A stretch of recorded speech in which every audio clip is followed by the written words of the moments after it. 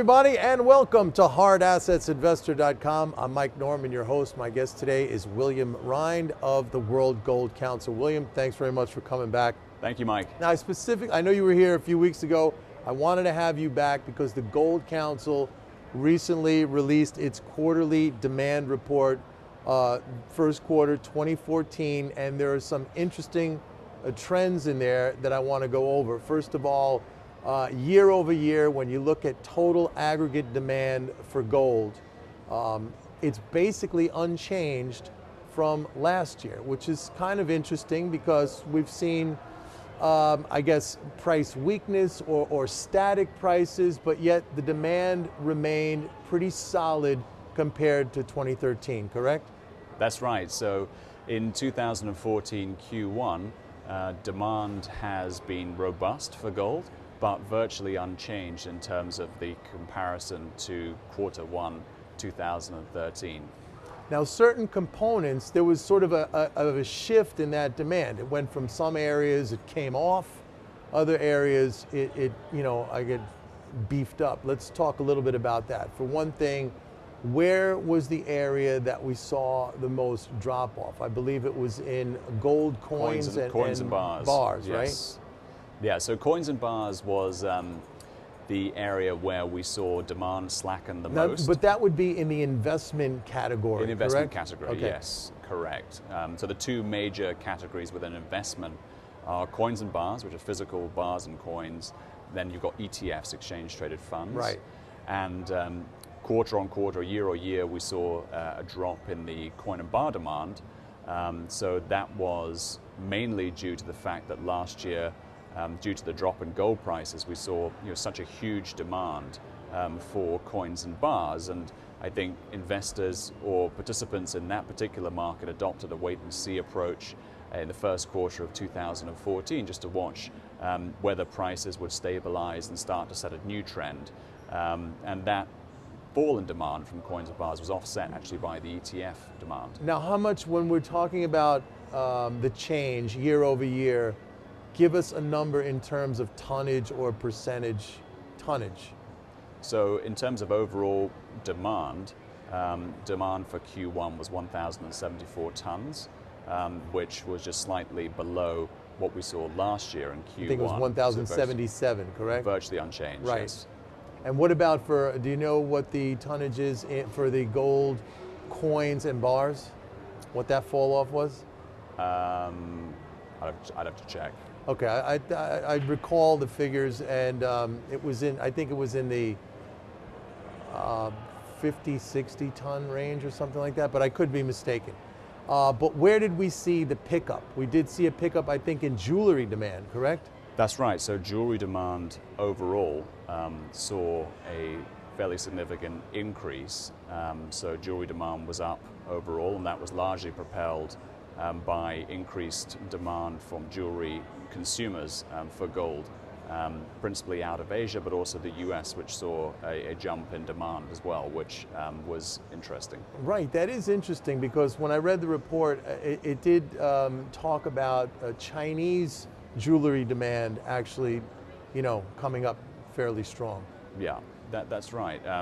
The US is an interesting one because clearly it's a very large market, but the trend for jewelry has been declining gold tonnage from a jewelry demand perspective, certainly over the last few years, and that now maybe has started to reverse a little bit, but a potentially exciting development for US jewelry demand. Which, yeah, absolutely, and it's been a long time since we saw jewelry demand, really kind of boost up because prices have been very high. So, and it's good to see consumers, buying when the price comes down, right? And, yeah. And was the same thing kind of like with the gold coins and bars last year.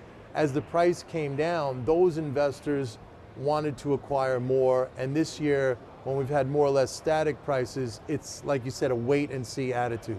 Correct. I mean, we've gone through the first quarter, and it's too early to make a call on what the rest of the year is going to be from a coin and bar and also an ETF demand perspective. But for Q1, what we do know is that I think investors versus last year, have just adopted this wait and see attitude to see any kind of clearer price formation trend in the market, I think, before establishing. Now, that being said, although coin and bar demand was down first quarter versus last year, it's still robust and still strong and still a good level of demand in a historical context. It's just last year was such an incredible year for gold demand, given the price drop, that it was difficult to see that being achieved again Q1 of 2014. Now, India was an interesting part of the report because historically we look at India as a strong, consumer, a strong buyer of gold. Gold demand from India fell off pretty substantially. Well, gold demand in India was, I think, partly in a reaction to consumers and investors alike taking a view on the Indian election, which obviously just happened in the last week, with a new government coming into power. And I think given the highly publicized import taxes and general taxes on gold, that had curbed official gold demand, and therefore for purposes of Q1, both consumers and investors in India were waiting to the result of this new election, I think, before, again, thinking about furthering gold purchases. Now this guy who's coming in, though, some people are calling him like the Ronald Reagan of India. He's a very sort of supply side, free market sort of guy.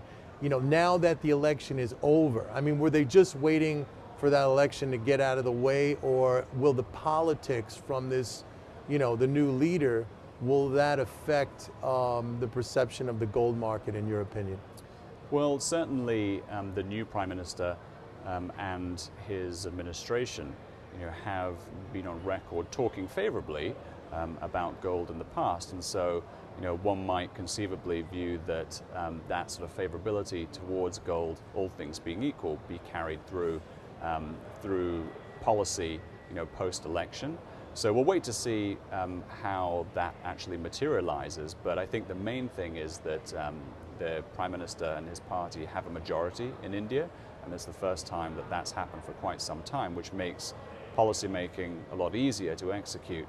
And therefore, given his favorable track record in the province of Gujarat, there's a favorable view that that could be continued on a national level, and therefore that will be good for the Indian economy. I see. What about central banks? Now, they've sort of quieted down their activity, would you say? Well, central banks continued to buy gold and were still a net positive contributor in Q1 2014, and so continued that trend of being net buyers of gold.